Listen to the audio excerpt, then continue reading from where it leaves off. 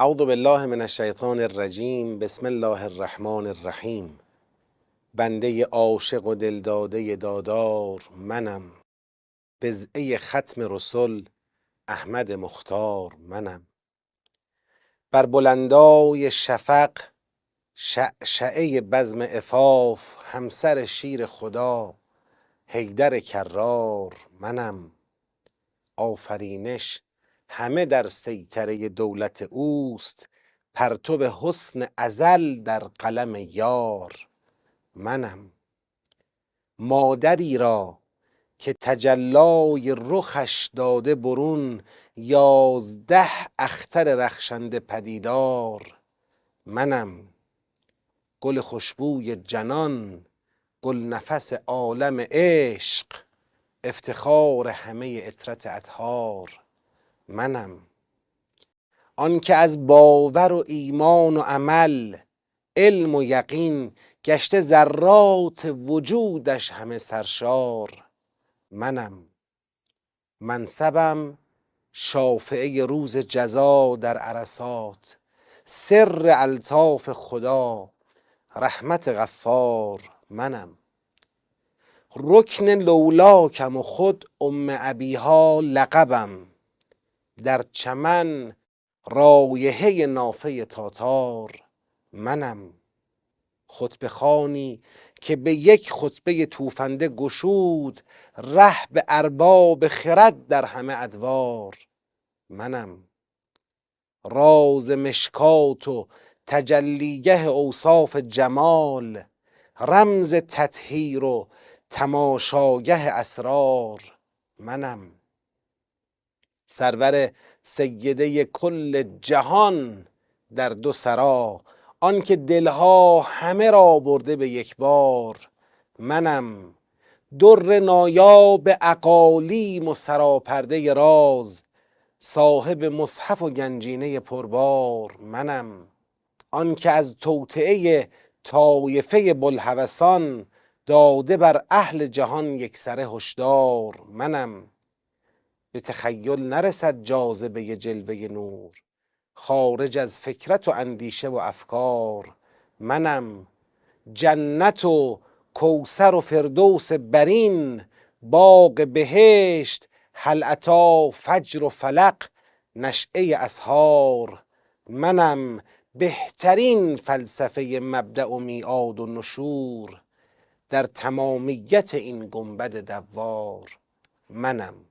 تبریک عرض میکنم میلاد با سعادت حضرت فاطمه زهرا سلام الله علیها رو عرض سلام و ادب و احترام دارم خدمت همه شما عزیزان، بزرگواران، کسانی که همراهی میکنید با برنامه ملاقات. به لطف خدا برنامه ملاقات رسیده به 31مین جلسهش. این 31مین جلسه همزمان هست با ایام گرامی داشته مقام زن، مقام مادر، به مناسبت میلاد پرمیمنت بانوی یگانه عالم حضرت فاطمه زهرا سلام الله علیها. از همینجا وظیفه خودم میدونم در ابتدا از همه مادران عزیز تقدیر تشکر داشته باشم، به نوبه خودم همه مادرانی که زحمت میکشن با وجود خودشون، با نگاه خودشون، با حضور گرمشون، با دغدغه‌مندی و تربیتشون نسلی پاک، نسلی سالم، صالح تقدیم این جامعه بکنن. از خدا میخواییم که این مادران بزرگوار رو با حضرت فاطمه زهرا سلام الله علیها محشور کنه، هم در دنیا و هم در آخرت. در دنیا انشاءالله الگو بگیرن از این بانوی بزرگوار و در آخرت هم با ایشون محشور بشن انشاءالله. به طور خاص همینجا لازم میدونم از مادر خودم تقدیر داشته باشم، تشکر داشته باشم.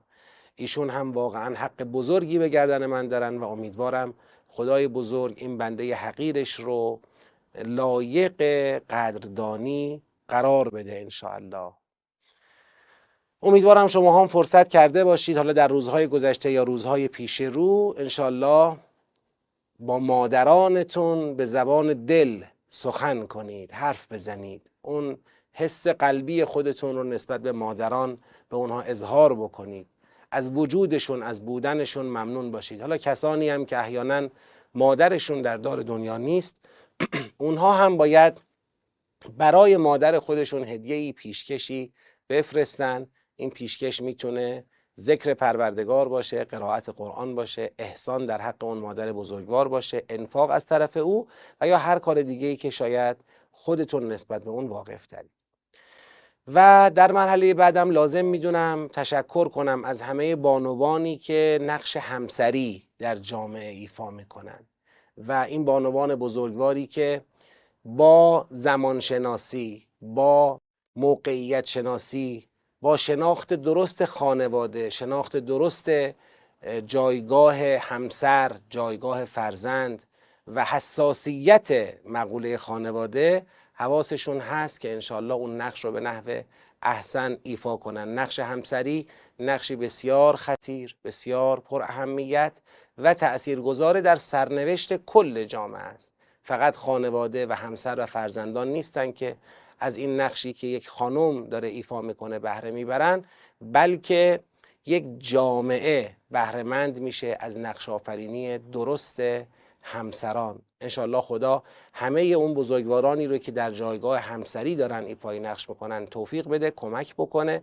که به معنای حقیقی کلمه اونها هم معرفت بیشتری به ذات نورانی حضرت فاطمه زهرا سلام الله علیها پیدا کنن و انشالله با اقتدا به این بانوی بزرگوار مسیر زندگی رو پیش برن به سمت اهداف بلندش انشالله. و همینطور کسانی که در جایگاه دختری، در جایگاه یک خانم، حالا توی خانواده یا توی بستر جامعه دارن ایفای نقش میکنن، اگر در جایگاه دختری هستن که در جای خود بسیار ارزشمند و مؤثر، اما صرف نظر از نقش مادر، همسر، دختر بودن، نفس یک زن بودن، این هم یک مسئله بسیار مهم و حائز اهمیته، باید بهش توجه داشته باشیم. زن رسالت خاصی بر دوش داره. ما تو همین برنامه‌های ملاقات اگه یادتون باشه تو اون درسی که مربوط بود به حضرت مریم سلام الله علیها، اونجا مسائلی رو مطرح کردیم. اون جمله خاص قرآن کریم که وقتی مادر حضرت مریم سلام الله علیها خطاب به خدا عرضه داشت که خدایا من میخواستم فرزندم رو در راه تو وقفش کنم، به هر حال نذرش کرده بودم برای تو، اما دختره. گویا در ذهن مادر حضرت مریم این بود که خب دختر نمیتونه اون نقش رو ایفا کنه. خدا فرمود که من آگاهم به این که این فرزند چیه و لیس الذکر کالانثی، یعنی اونی که من میخوام، اون هدفی که من دارم، اتفاقا باید دختری به دنیا میومد که اون هدف تأمین بشه. و بعد شما ببینید حضرت مریم سلام الله علیها، مادر حضرت عیسی علیه السلام و الهام بخش در کل عالمه، خدا به ایشون سلام داده، در بین همه عالمیان و جهانیان یک بانوی جهانی و جاودانیه.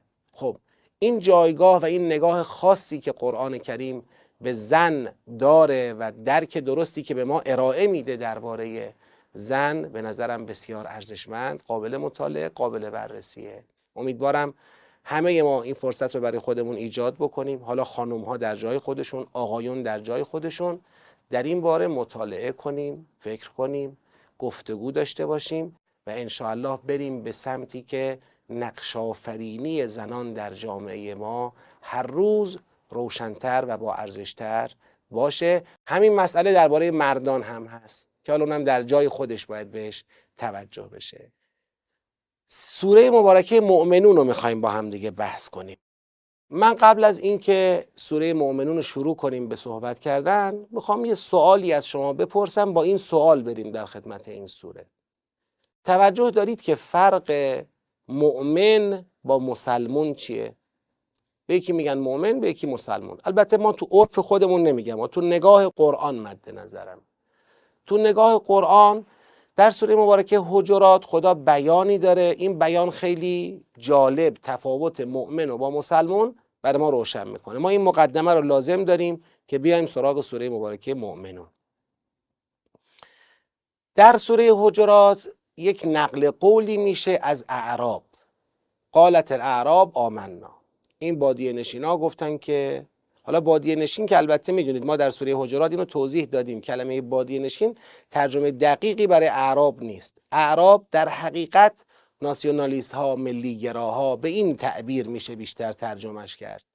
نژاد پرست ها، بیشتر این فضاهاست، یعنی اون فضاهای ملیگرایی و نژاد پرستی تو اعراب پررنگ تره. اینا گفتن آمنا، گفتن ما ایمان آوردیم. خدا به پیغمبرش فرمود قل، بهشون بگو لم تؤمنو، شما ایمان نیاوردید، ولکن قولوا اسلمنا، شما بگید که ما تسلیم شدیم. اسلمنا مصدرش میشه اسلام، اسلام اسم فاعلش میشه مسلمون، مسلم. شما مؤمن نیستید، مسلمون چرا؟ مؤمن نیستید، مسلم چرا؟ البته بگم خود مسلمون یا مسلم هم معنی خیلی بالایی داره که در قرآن یه جایی بهش پرداخته شده، اما الان ما داریم بین اسلام و ایمان مقایسه میکنیم. ولما یدخل الایمان فی قلوبکم، هنوز ایمان داخل قلب هاتون نشده. بعد تو آیه بعدیش فرمود انما المؤمنون، مؤمنون فقط و فقط اینان، الذین آمنوا بالله و رسوله، اونایی که به خدا و رسولش ایمان آوردن، ثم لم یرتابوا، سپس شکم نکردن، و جاهدوا باموالهم و انفسهم فی سبیل الله، با مال و جان در راه خدا جهاد کردن، اولئک هم الصادقون. طبق این آیات مؤمن به کسی گفته میشه که ایمان حقیقی آورده، با مال و جان در راه خدا جهاد میکنه و شک و تردید به خودش راه نمیده. میگه اولئک هم الصادقون، چنین افرادی اگر بگن مؤمنن راست میگن. بر اساس این آیات مؤمن اهل جهاد در راه خداست، اهل گذشتن از مال و جان در راه خداست. حالا شما بیایید نگاه بکنید در دنیای امروز، ببینید مؤمن کیان. تو همین وقایع اخیر که تو جهان داره اتفاق میفته، تو منطقه ما حمله رژیم صهیونیستی به غزه، به لبنان، سوریه و امثال اینها، ببینید چه کسانی در مقابل دشمن وای میستن، چه کسانی جا خالی میدن. اونایی که با مال و جان کف میدون ایستادن و دارن میگن ما ایمان به خدا داریم، باور کنید اینا مؤمنن.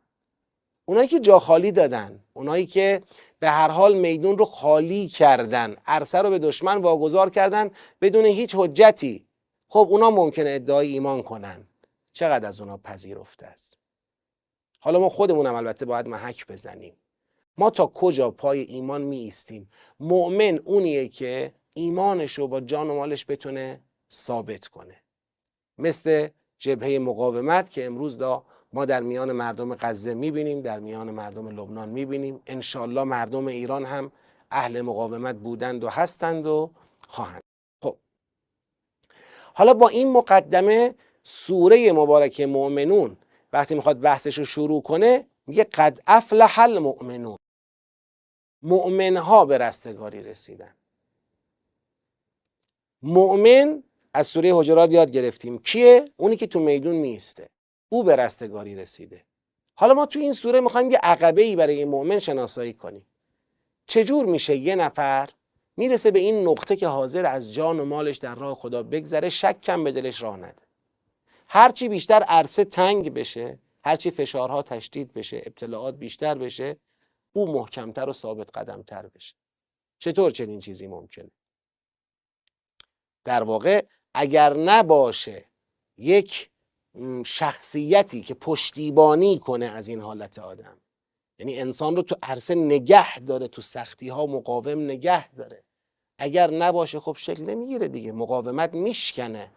مقاومت کسانی پابرجا میمونه، مستحکم میمونه که عقبه فکری، رفتاری، شخصیتی، روحیه‌ای داشته باشن.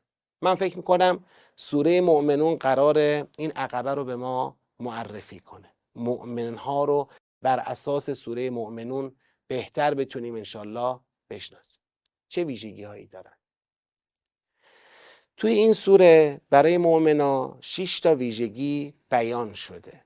ویژگی اول و ششم هر دوتاش نمازه، یعنی 2 تا از این 6 تا نمازه. اولی میگه کسانی هستن که در نمازشون خاشعن. آخرین ویژگی هم میگه کسانی هستن که بر نمازشون محافظت میکنن. حالا من این آیات رو براتون میخونم، ویژگی ها رو ذکر میکنم، میخوایم با هم دیگه راجبش بحث کنیم. فرمود الذین هم فی صلاتهم خاشعون، در نمازشون خاشعن. والذین هم عن اللغو معرضون، کسانی که از لغو روی گردانن.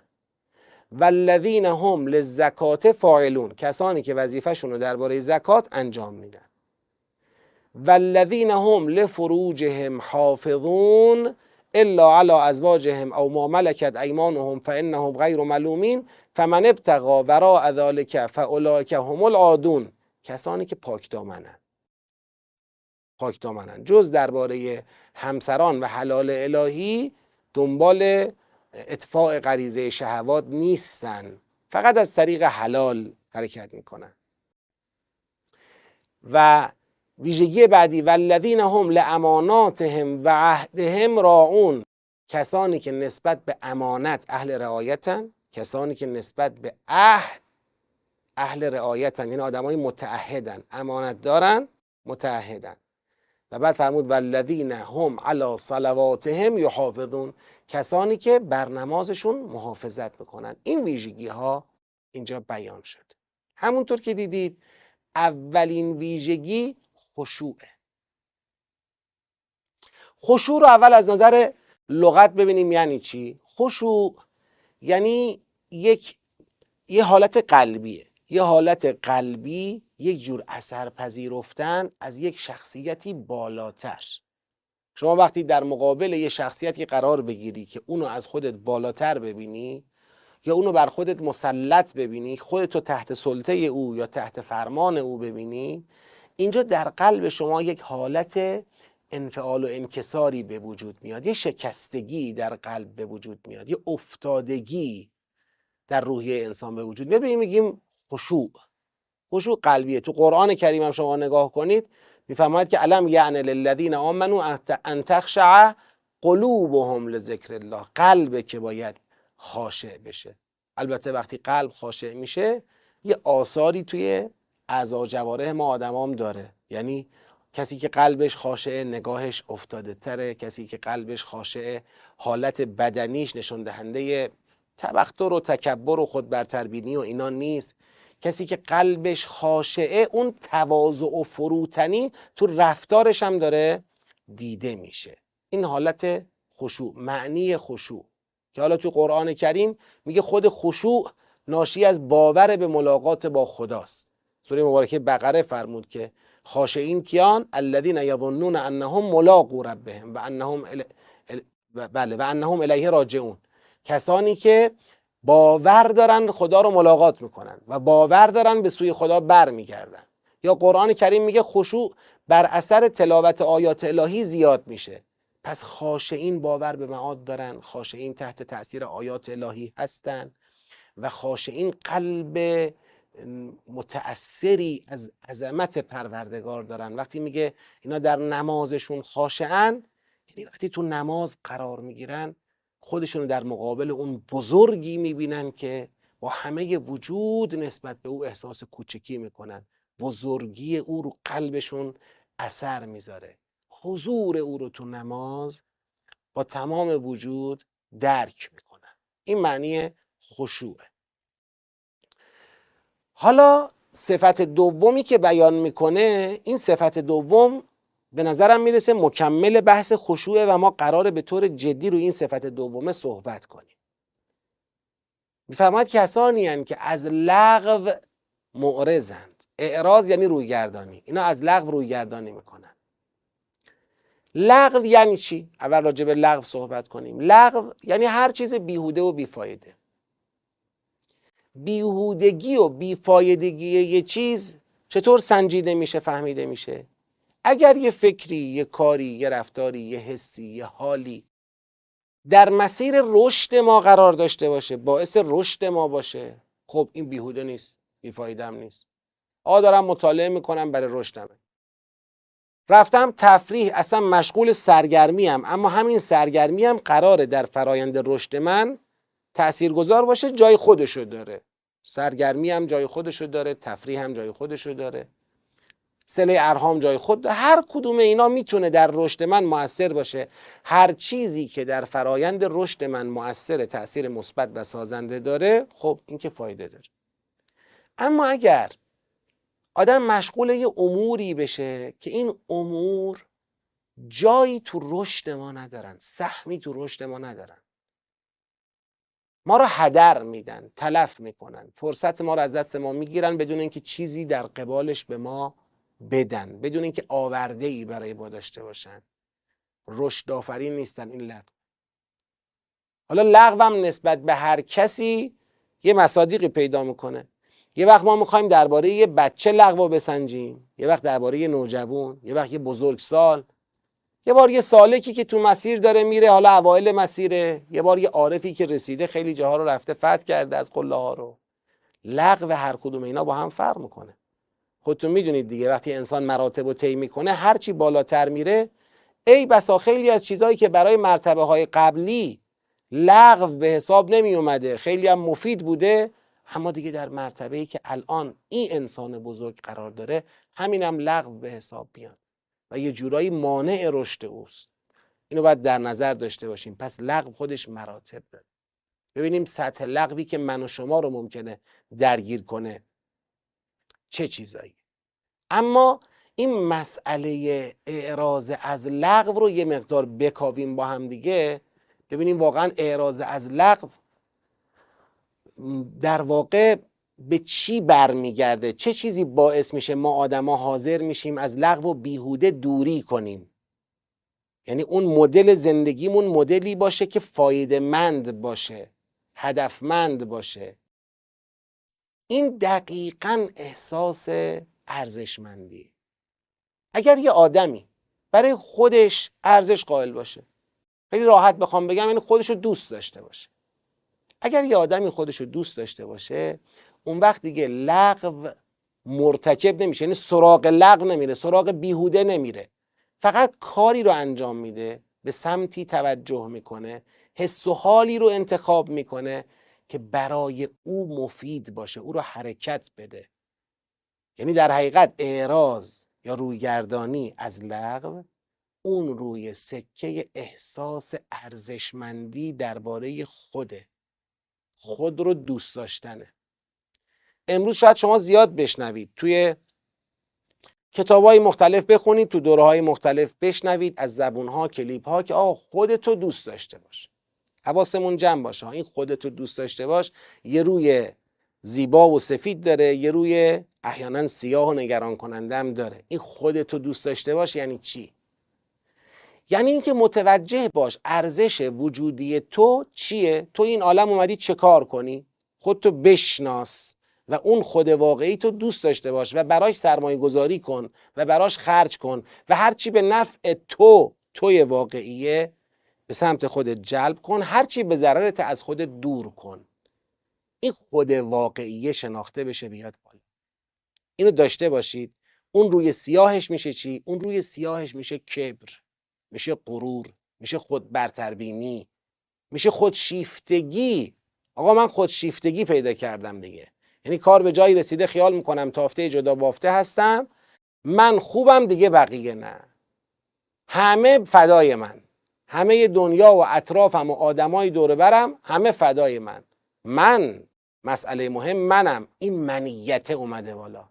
بین این که برای خودت ارزش قائل باشی با این منیت فرق زیاده. اینا کلن با همدیگه متفاوتن، در مقابل همن.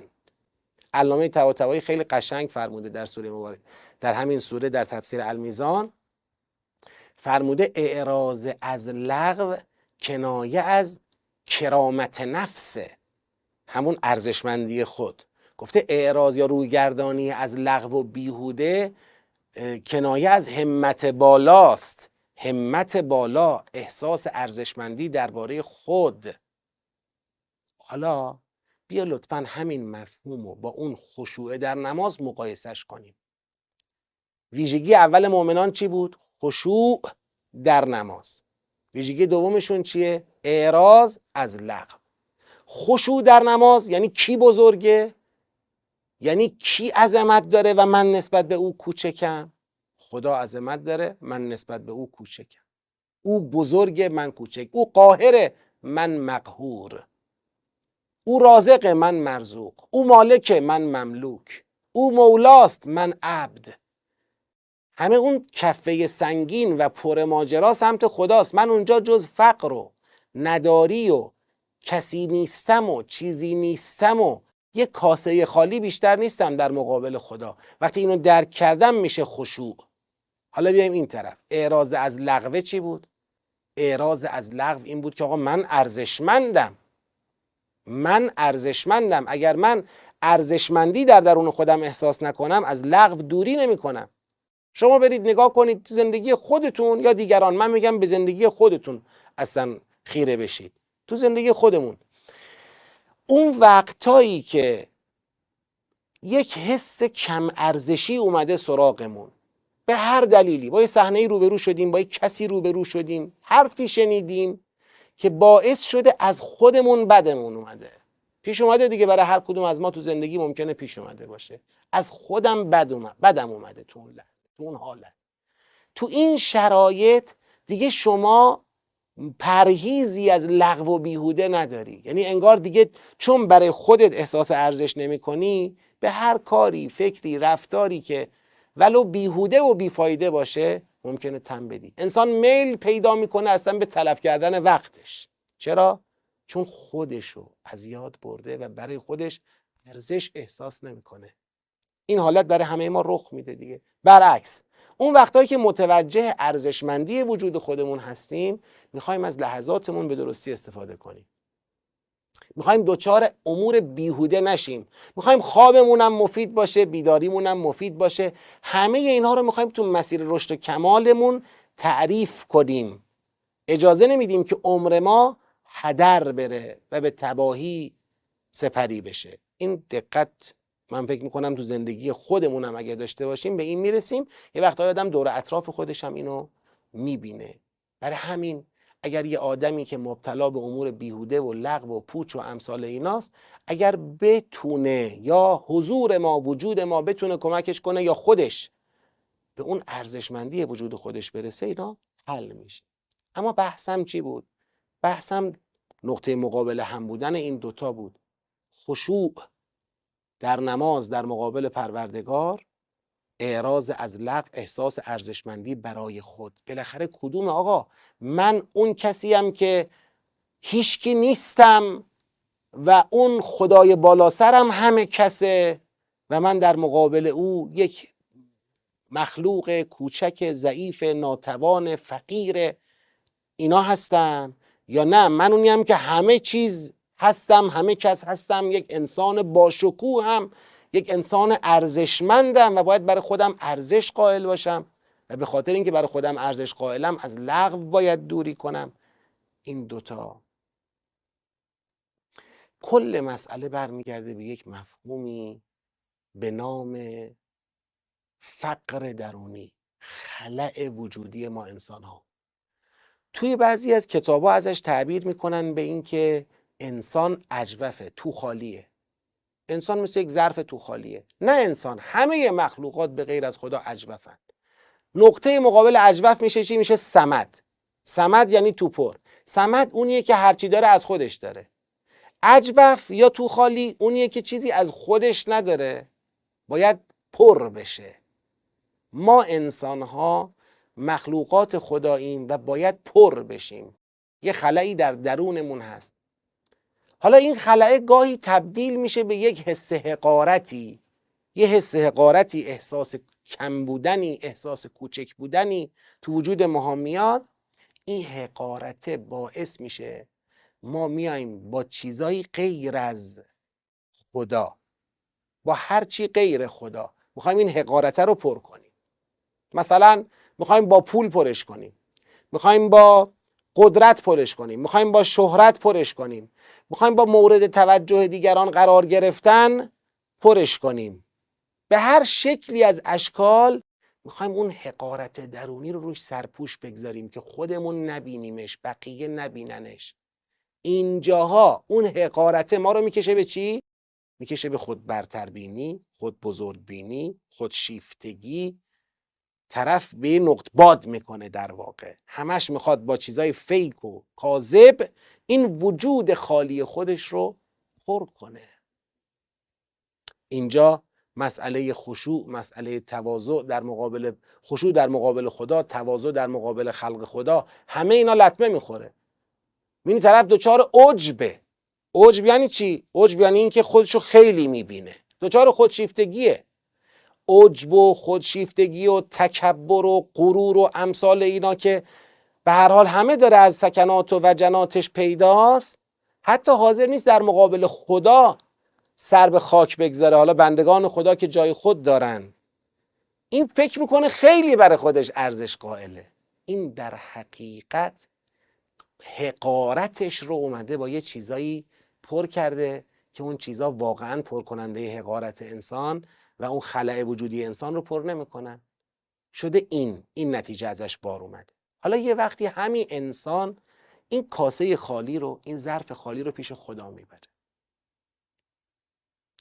توجه پیدا میکنه به این که بله من فقیرم، بله من ضعیفم، بله من ناچیزم، اما خالقی دارم که عبد او هستم. همین که من عبد او هستم برای من بالاترین افتخاره. خالقی دارم که به من اجازه داده به محضر او برم و با او صحبت کنم. خالق به من، نه خالق من، خالق من و همه انسان هاست، خالق آسمان ها و زمینه. او به من اجازه داده برم باش حرف بزنم. شما تصور بکن یه وقتی یه مقام بزرگی تو همین دنیا به شما اجازه بده بری باش حرف بزنی، به شما بگن آقا شما فرصت داری 1 ساعت با رهبر جامعت صحبت بکنی، با رئیس جمهورت صحبت بکنی. چه حسی به دست میده؟ برای اون 1 ساعت چجوری خودتو آماده میکنی؟ با چه حسی در مقابل او قرار میگیری؟ حالا این خالق، این رازق، این پروردگار عظیم، این به من فرصت داده، میگه بیا بشین با من حرف بزن، تو منو صدا کن، منم با تمام وجود جواب تو بدم. من جواب میدم، تو صدا بزن، اجیب و دعوت الداع اذا دعان، وقتی کسی منو صدا میزنه جوابش میدم. تو بگو خدای من بگم جان ای بنده من، حرفی داری به من بگو. اینجا در حقیقت اون خلأ وجودی، اون حقارت درونی با چی پر شد؟ با حضور پروردگار پر شد، با اون صمد واقعی پر شد. اینجا اون خشوع در مقابل خدا ارزشمندی آورد در طول زندگی. یعنی جریان ارزشمندی تو زندگی ما محصول خشوع در مقابل پروردگاره. و البته اینا رو هم تأثیر و تأثیر دارن، برعکسش هم هست. این جریان ارزشمندی و حس ارزشمندیه که ما رو به خشوع در مقابل پروردگار میکشونه. یعنی از 2 طرف صادقه. کسی خودشو شناخته باشه خدای خودشو میشناسه. من عرف نفسه فقد عرف ربه. پس فقط مسئله اینجا شد که ما داریم با چی پر میکنیم حقارت درون رو، کم ارزشی رو و ناچیز بودن خودمون رو. آیا خودمون رو متصل کردیم به اون منبع اصلی، منبع لایزال، غنی، لایتناهی، به او وصل شدیم؟ میشه خشوع در مقابل خدا، اعراض از لغو. ارزشمندی رو از خدا دریافت میکنه، در زندگیش به جریان در میاره. و اگر خدای نخواسته این اومد، این احساس حقارت جبران شد با دنیا و مافیها، با جلوه های دنیا، با شهوات، با نمیدونم لذات دنیا. اینا خواست به ما ارزش بده، پول خواست به ما ارزش بده، قدرت و قیافه خواست به ما ارزش بده، معروف بودن بین مردم خواست به ما ارزش بده. اگر به اینجاها رسید، اون وقته که میشه کبر و غرور، خودشیفتگی و این انسان دیگه نمیتونه در مسیر تعالی و کمال قرار بگیره. هرگز نخورد آب درختی که بلند است. خب 2 تا ویژگی رو تا اینجا بحث کردیم. ویژگی خشوع در نماز، ویژگی اعراض از لغو. این 2 تا با هم شدن. یعنی از این به بعد اینا رو یه جفت ببینید. همیشه توی قرآن کریم هر وقت نماز رو دیدیم، بیشتر مواقع اینجوری بود. بغلش چی دیدیم؟ زکات دیدیم. بغلش انفاق دیدیم. اینجا خیلی جالبه، بعد از نماز بلافاصله نگفت زکات، گفت فی صلاتهم خاشعون عن اللغو معرضون حالا للزکات فاعلون. بعدش اومد سراغ زکات. یعنی مثل این که اینجا خدا یه شرحی داره میده، میگه این که من همه جا گفتم اقامه نماز، بدون دو جنبه تو این اقامه نماز باید دیده بشه. یک جنبه خشوع تو در مقابل خداست، یک جنبه احساس ارزشمندی تو درباره خودته، با شکوه دیدن خودته. این انسانی که وصل به خدا شد، این فقیری که با خدا غنی شد، این انسان دیگه احساس ارزشمندی داره.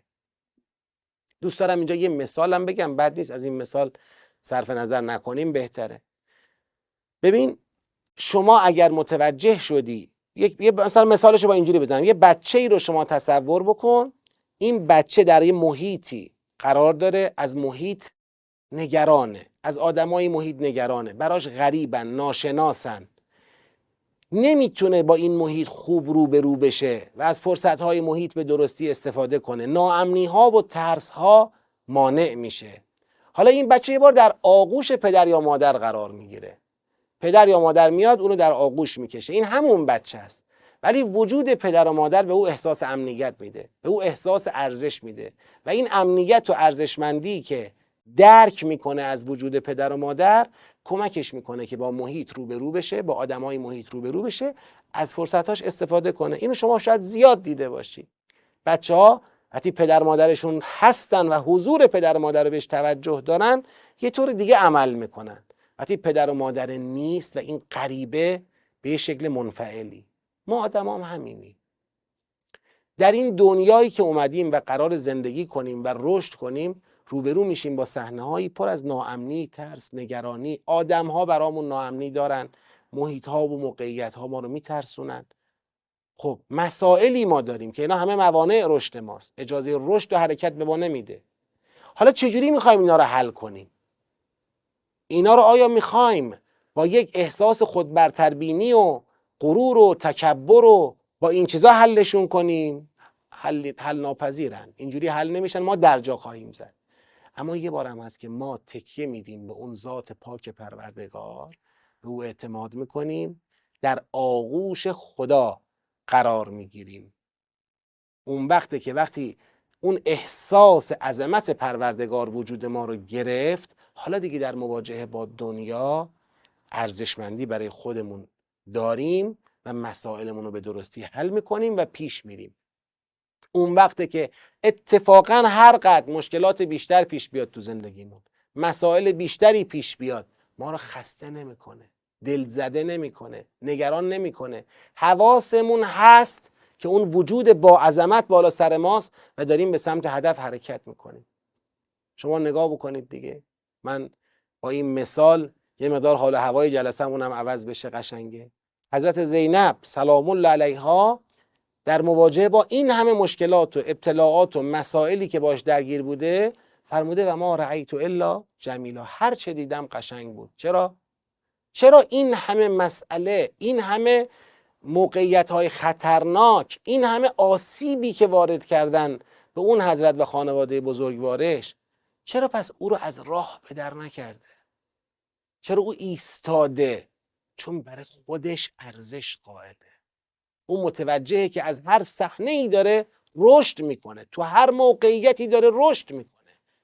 از لغو اعراض داره، از هر چه غیر خداست اعراض داره. همین بانوی بزرگوار سوال کنیم چرا احساس ارزشمندی داره؟ میگم چون خلأ وجودیش را با خدا پر کرده. یعنی چون خشوع در مقابل پروردگار داره. خشوع در مقابل پروردگار، ارزشمندی در زندگی، احساس ارزشمندی در زندگی. اون وقت لغوها کنار میره، حرکت هدفمند به سوی اهداف عالیه شکل میگیره. این دوتا که با هم کامل شد، یعنی خشوع در نماز و اعراض از لغو، حالا جلوه بیرونیش بشه چی؟ اینا شد مال درون ما، بین ما و خدای ما. خشوع در مقابل خدا، ارزشمندی در درون، این خدای ما و ما. حالا اون بیرون قراره چه چیزی اتفاق بیفته؟ سومین ویژگی اینه والذین هم للزکات فاعلون. آقا اینا اهل زکاتن، وظیفه‌شون رو در قبال زکات انجام میدن. زکات خیر رسوندن به بقیه است.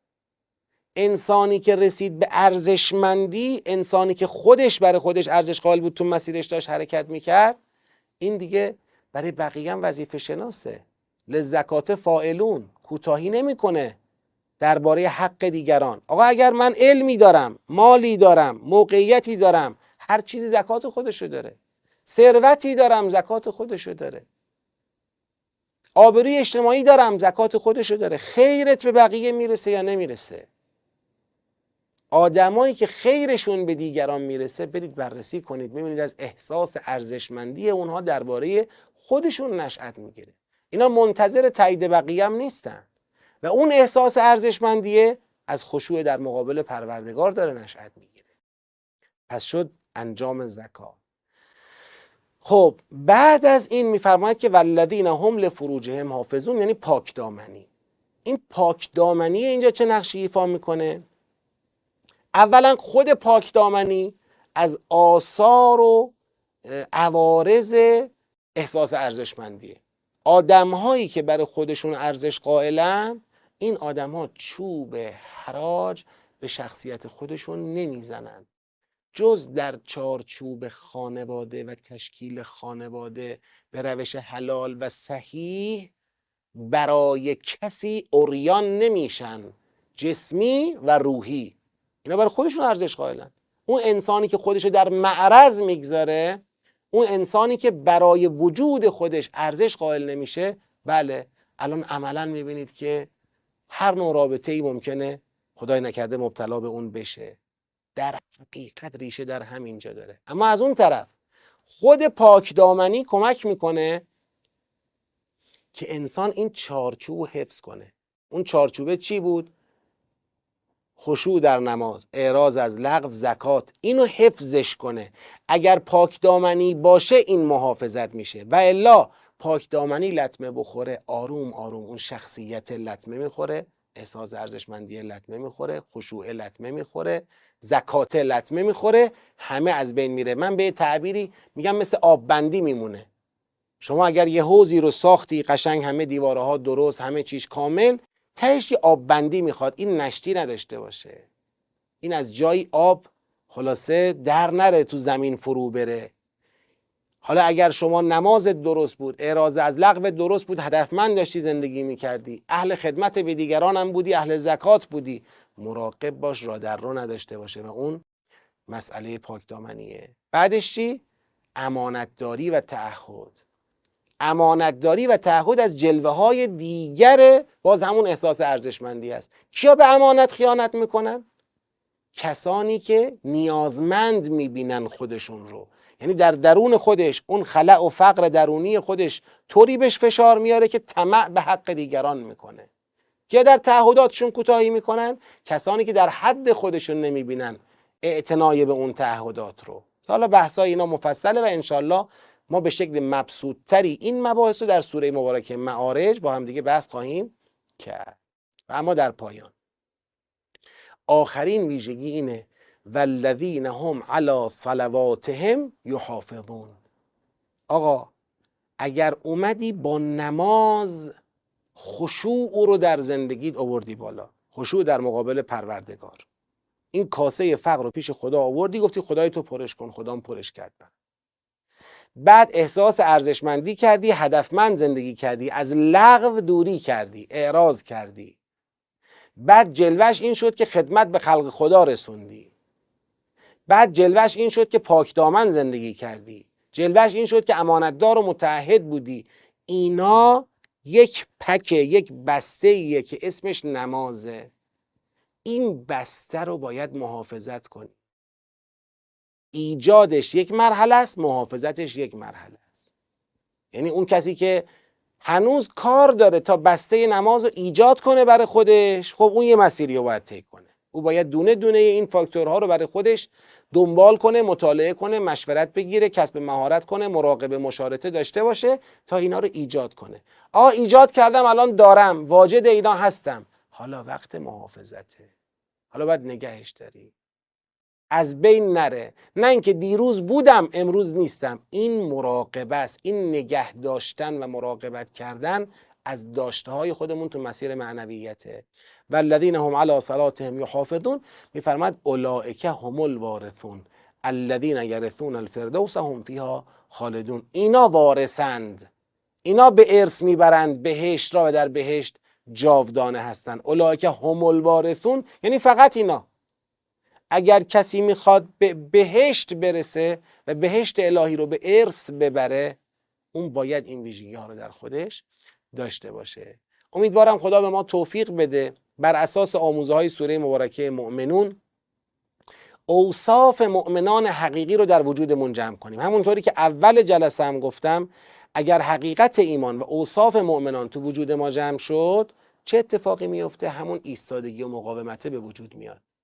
قد افلح المؤمنون، مؤمنون اونایی هستند که جهاد میکنن در راه خدا، شک و تردیدم ندارن، مال و جان در راه خدا میارن، شک و تردیدم ندارن.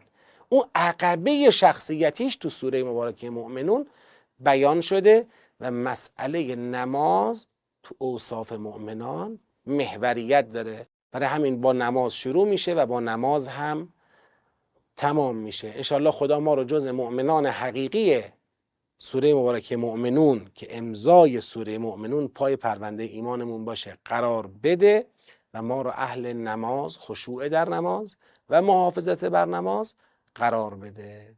موفق و مؤید باشید. امیدوارم در ادامه هم با برنامه ملاقات همراهی بکنید، مبلغ برنامه ملاقات باشید و همونطور که در برنامه‌های گذشته هم یادآوری کردم دوباره یادآوری میکنم، انشالله با نظر فرهنگی و حمایت‌های مالی خودتون زمینه ساز استمرار فعالیت‌های قرآنی در حوزه تدبر و در حوزه اقامه نماز باشید. یا علی مدد.